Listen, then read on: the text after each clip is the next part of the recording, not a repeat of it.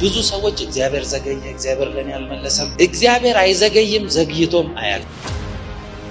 ብዙ ጊዜ እግዚአብሔር ዘገየ የሚለው ሰው ለሱ ሲዘገይበት ነው። ቢዘገይም ይመጣል ጠብቀው የሚለው ለሚሰማው ነው እንጂ አይዘገይም በርግጥ ይመጣል።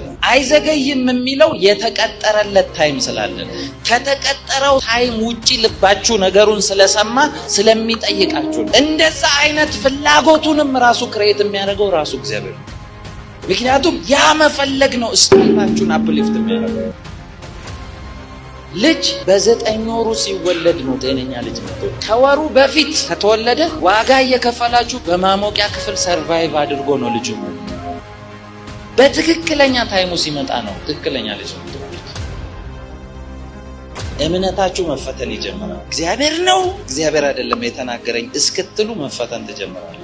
ስፔሻሊ እምነታችሁ መፈተን የሚጀምረው ትንቢት የተነገራችሁ ሲዝም ነፍሳችሁ እስክትወጣ ድረስ ነው የምትጨናነቁት። ባልተነገረኝ ሊያስብላችሁ ይችላል። አንዳንድ እምነታችሁ ቴስት ይደረጋል። ስፔሻሊ ደግሞ ነገራችሁ ደርሶ ቃል የተቀበላችሁ ጊዜ ሁሉ ነገር ተቃራኒ ነው።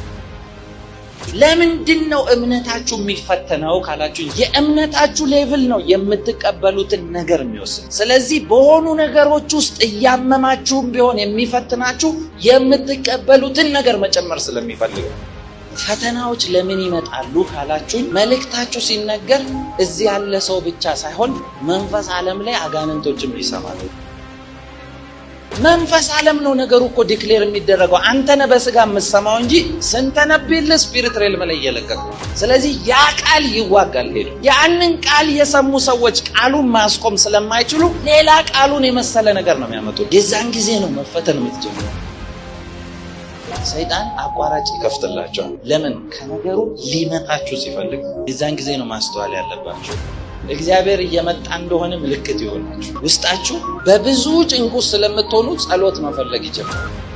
ጸሎት መፈለግ የሚያስጀምራችሁ እግዚአብሔር ራሱ። ምክንያቱም እዚህ ስቴጅ ላይ ስትደርሱ ተስፋ ቆርጣችሁ እንዳትሄዱ ያደርጋችኋል። ጥያቄያችሁ እምነታችሁ ይዞት መጥቷል ወይስ ችግራችሁ ይዞት መጥቷል? እምነታችሁ ይዞት ሲመጣ እግዚአብሔር ይደሰታል። እግዚአብሔር በእምነት እንጂ በጥያቄ አይደለም ደስ የሚለው።